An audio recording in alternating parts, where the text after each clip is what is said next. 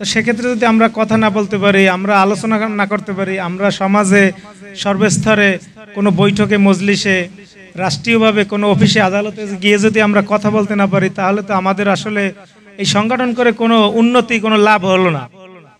তো যাতে আপনারা কিছু শিখতে পারেন, কিছু বলতে পারেন বা কিছু জানতে পারেন, এই দিক নির্দেশনাই আজকে এখান থেকে আপনারা নিয়ে যাবেন, আমরাও নেব এবং কিছু দিয়ে যাব।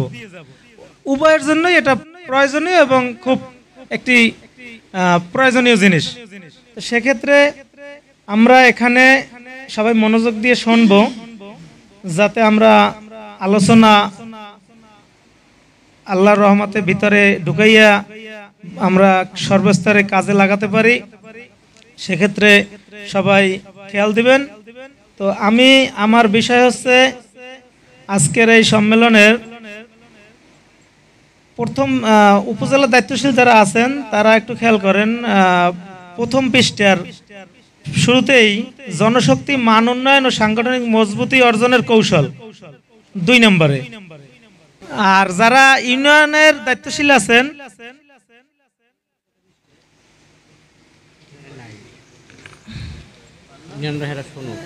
আচ্ছা ইউনিয়ন দায়িত্বশীল যারা আছেন আপনারা শুনেন। আমরা যে আলোচনাগুলো আপনাদের কাছে এই পাঠ করে শোনাচ্ছি, আপনারা এগুলোর খেয়াল দিয়ে শোনেন। জি, ইউনিয়ন শীটটা ইউনিয়নদের জন্য শীটে এই আলোচনাটা নেই, আলোচনার শীটে আসলে আপনারা পরবর্তীতে পাবেন ইনশাল্লাহ। যারা দায়িত্বশীল আছেন উপজেলার, তারা আপনাদের কাছে পৌঁছে দিবে। বিসমিল্লাহির রহমানির রহিম। জনশক্তির মান উন্নয়ন ও সাংগঠনিক মজবুতি অর্জনে করণীয়। শুরুতে একটু আয়াতের আলোচনা আছে, আমি শুধু বাংলা অর্থটা বলে দিচ্ছি। জনশক্তির মান উন্নয়ন ও সাংগঠনিক মজবুতি অর্জনের প্রাথমিক শর্ত হলো শক্তিশালী সাংগঠনিক ব্যবস্থা বা জামাতবদ্ধ জীবন। কোরআন ও হাদিসে জামাতবদ্ধ জীবনযাপন করা সম্পর্কে জোর তাগিদ প্রদান করা হয়েছে। আল্লাহ তাআলা বলেন, আর তোমরা সকলে আল্লাহর রজুকে দৃঢ় হস্তে ধারণ করো, পরস্পর বিচ্ছিন্ন হয়ো না। অন্যত্র আল্লাহ বলেন, আল্লাহ তাদেরকে ভালোবাসেন যারা তার পথে সারিবদ্ধভাবে লড়াই করে সীসাডালা প্রাচীরের ন্যায়। প্রখ্যাত সাহাবী হারিস আল আশআরী রাদিয়াল্লাহু আনহু হতে বর্ণিত, রাসূলুল্লাহ সাল্লাল্লাহু আলাইহি সাল্লাম ইরশাদ করেন,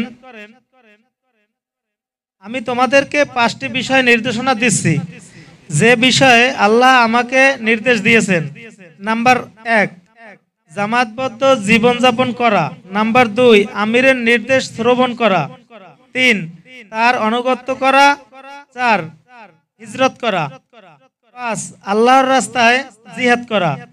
যে ব্যক্তি জামাত হতে 1 বিগত পরিমাণ বের হয়ে গেল, তার গর্দান হতে ইসলামের গণ্ডি ছিন্ন হলো। যতক্ষণ না সে ফিরে আসে।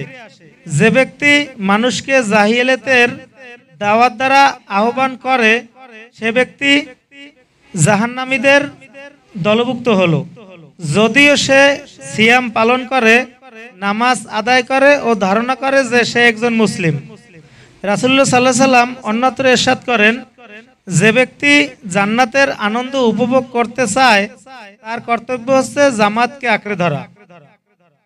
এখন এখানে 1 নম্বর বিষয় মোটামুটি আমরা অনেকেই বুঝছি বিষয়টা, যে জামাতবদ্ধ জীবনযাপন করা। জামাতবদ্ধ জীবনযাপন হচ্ছে আমরা যে এলাকায় যে অবস্থায় থাকি, আমরা 5 জন থাকি, 3 জন থাকি বা কম বেশি থাকি, সেক্ষেত্রে আমরা ওই যে কয়জন থাকি, সে সকাল হোক, বিকাল হোক, রাত্র হোক, মাসের 30 দিনের ভিতরে জানি আমরা প্রত্যেকের সাথে নিয়মিত যোগাযোগ, সর্বাবস্থায় সুন্দর একটা পরিবেশ পরিস্থিতির ভিতরে থাকা, জানি একজনের সমস্যা হলে আরেকজন দ্রুত তাকে সমস্যার থেকে করা। ঠিক আছে, এই বিষয়ে আমরা জামাতবদ্ধ অবস্থায় থাকবো। আর নাম্বার 2, আমিরের নির্দেশ শ্রবণ করব। ওই যে আমরা জামাতবদ্ধ থাকবো, ওই জামাতবদ্ধতার ভিতরে একজন আমির থাকবে, যিনি যেই সবসময়ের জন্য যেই নির্দেশনা দেবে, ওই নির্দেশনা অনুযায়ী আমরা সামনে পথ চলবো। নাম্বার 3, তার আনুগত্য করা। ওই আমির যে নির্দেশনা দেবে, ওই নির্দেশনার আনুগত্য পরিপূর্ণভাবে করা। হ্যাঁ, যদি আমির যিনি থাকবেন তিনি যদি ওই নির্দেশনা শরীয়তের বাইরে যাইয়ে কোনো কথা আপনাকে আমাকে বলে, সেক্ষেত্রে আমি ওইটা মানবো না। তবে না মানার ভিতরে জানি আমাদের আচরণবিধি জানি একটু সুন্দর থাকে, যে ভাই আপনি বা মুরব্বী বা হুজুর যে যাই বলেন, যে আপনি যে কথাটা বলছেন আসলে কথাটা তো এইভাবে ইসলাম সমর্থন করে না, তাই সে কথাটা আপনি কেন আমাদেরকে এভাবে বলেন বা বলতে পারলেন। তো এটা এইভাবে না বললে যদি এইভাবে বলতেন ভালো হতো, যাতে আনুগত্য সহিত হয়, জানি আদবের খেলাপ না হয়। এই বিষয়ে আমরা খেয়াল রাখবো, আনুগত্য সহকারে। এবং 4 নম্বর হিজরত করা।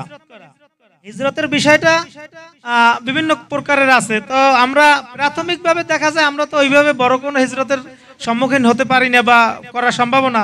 সেক্ষেত্রে আমরা যে আজকেরই আসছি এই বিভিন্ন ওয়ার্ড ইউনিয়ন থেকে, আমরা একটা বিষয়ের উপর এখানে আসছি, এই যে আসাটাই একটা প্রাথমিক হিজরত।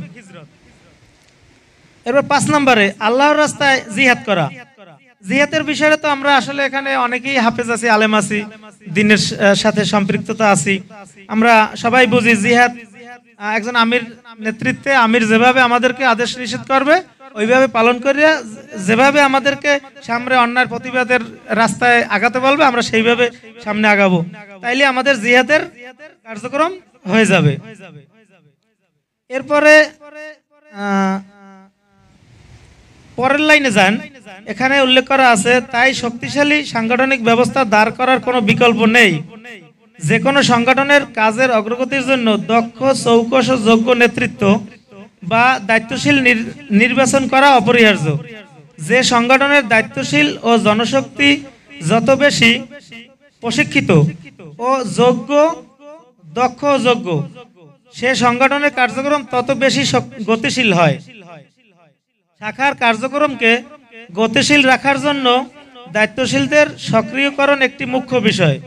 সাথে সাথে যে সমস্ত নিয়মিত কার্যাবলী রয়েছে সেগুলো সঠিকভাবে আঞ্জাম দিতে হবে।